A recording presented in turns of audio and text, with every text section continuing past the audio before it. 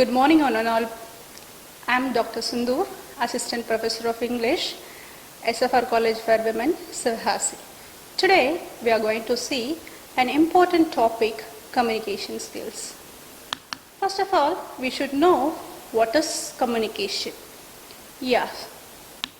Communication is the process of exchanging information, ideas, thoughts, feelings or messages. It may be between groups or individuals. And this is the elements of communication. Here, the sender who is sending a message to the receiver through a channel, and the sender who sends the message to the receiver through a channel, and this process is called communication. If the person who receives the message is called a receiver, and this is the process of communication. Here, the sender who is sending the message to the listener or the receiver through a medium, it's called a channel. It may be speaking or written or video, graphics, etc. Yes, and these are the elements of communication. Who is the sender? One who sends a message is called a sender. And the message is nothing but the information or the idea is being communicated. And the medium or the channel is how the message is sent. Example, through oral or written or through some medias. Okay. Then the receiver, the person who receives the message and interpret the message is called receiver. Then feedback is nothing but the receiver's response.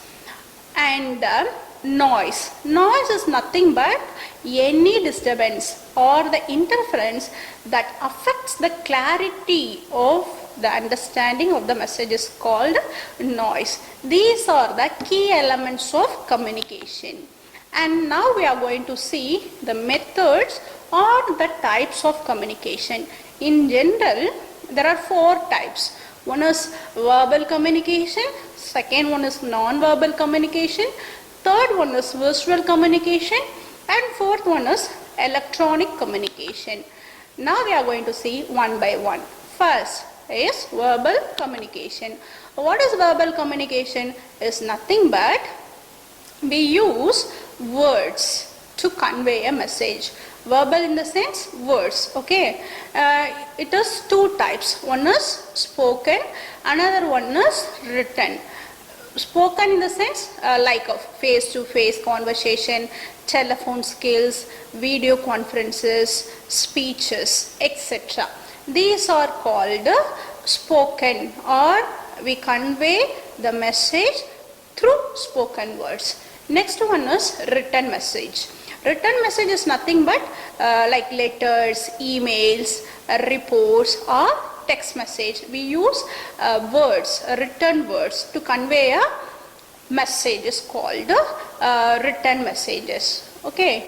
Next, the types of verbal communication. There are 5 types of verbal communication. One is interpersonal communication, second one is intrapersonal communication, third one is group communication, and fourth one is public communication, and fifth one is mass communication.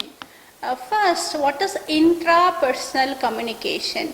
It's nothing but the communication occurs within the self. The communication occurs within the self, like self-thinking, self-reflection or internal dialogues. Like a person who talks himself is called intra.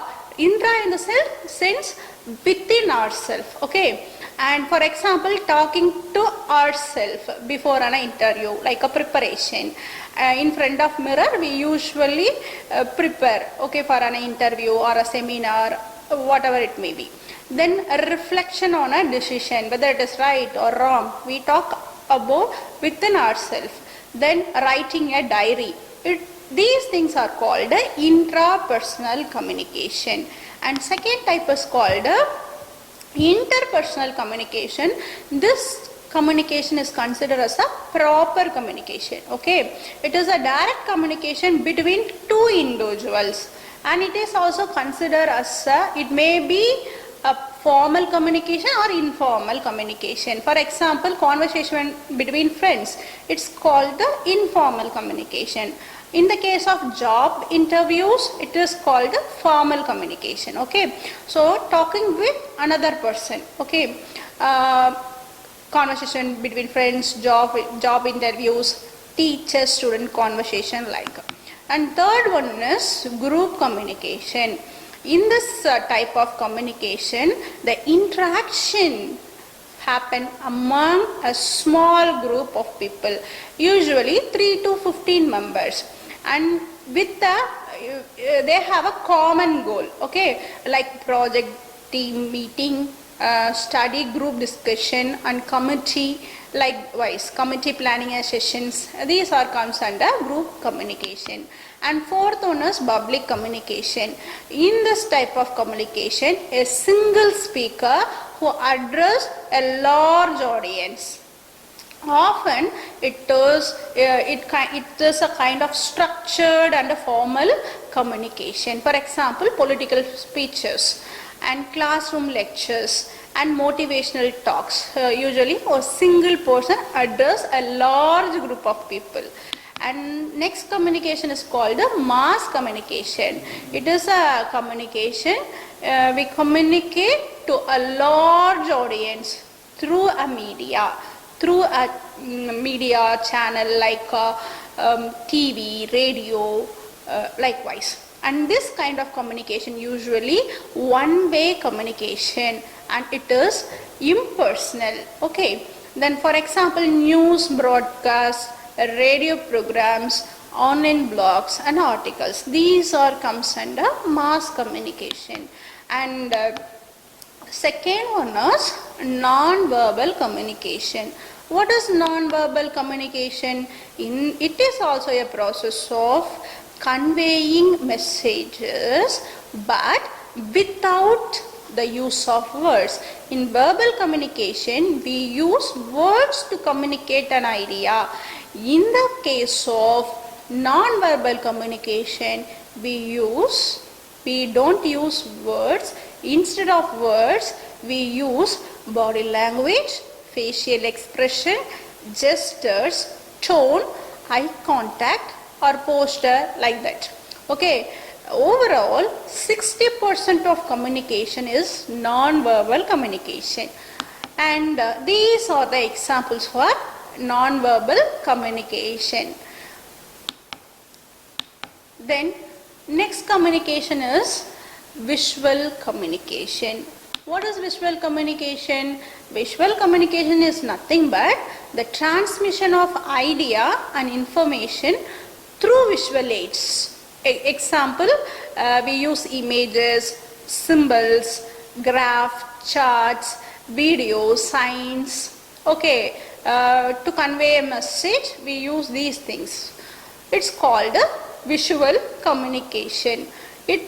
And in this kind of communication is considered as a powerful communication, often universal, and it is very faster, and it also create a big impact than the verbal and non-verbal communication. And why visual communication is important? Because it easily grabs the attention of people. It easily attract people, and we can create immediate impact. Then it acts as a memory boost, because people easily remember the visuals than the text. Then universal understanding, we can easily connect with the people all over the world. There is no language barriers in visual communication. And finally, we can easily engage. We can make message more interesting and effectively. So we can easily engage people. And for the next communication is electronic communication.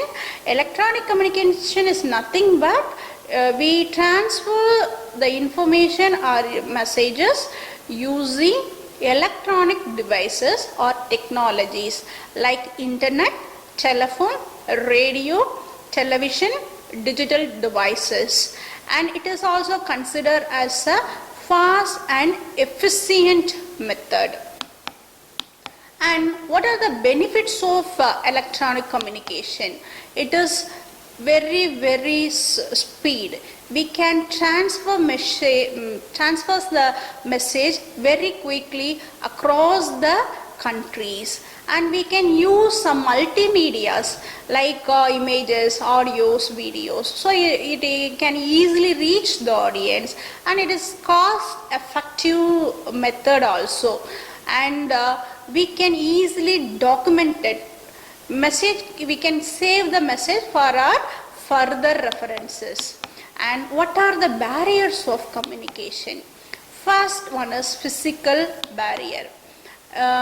Second, physical barriers in the sense noise and some other things. Language barriers. If people are from different language, we cannot communicate easily. It is also another barrier. Psychological or emotional barrier. If the sender or the receiver, they are not in a good condition, it may be mental or physical, it is also considered as a barrier. Then cultural barrier. People from different cultural background, they cannot understand the message which was conveyed by the sender. So sometimes it can be misunderstood by the receiver, so it is also a barrier. Then technological barrier, the use of visual aids or speakers, media, it is also considered as a technological barriers. Semantic barriers in the sense the language words, if they don't understand the words, it is also considered as a barrier. How to overcome these barriers? First and foremost, we should use some simple and clear language. It is very important in any kind of communication. And we should aware of our listeners' background, where they are from, whether we are going to talk to a scholar or to a normal ordinary human being or to illiterate. So we should understand the listener's background. According to the knowledge or the background of the listener, we should prepare our communication, or we have to speak.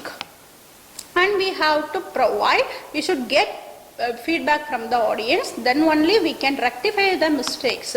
And we have to improve the listening skills.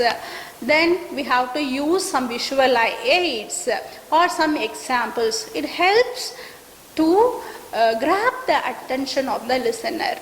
And we have to encourage the open and respectful dialogues. So communication works for those who all work it. So we have to work on communication. And finally, the communication is a very powerful tool in the modern globalized digital era. And we have to communicate clearly, confidently. And communication is not just a soft skill, and it is a life skills. It empowers the individual to influence, inspire and lead. Thank you one and all for your patient listening.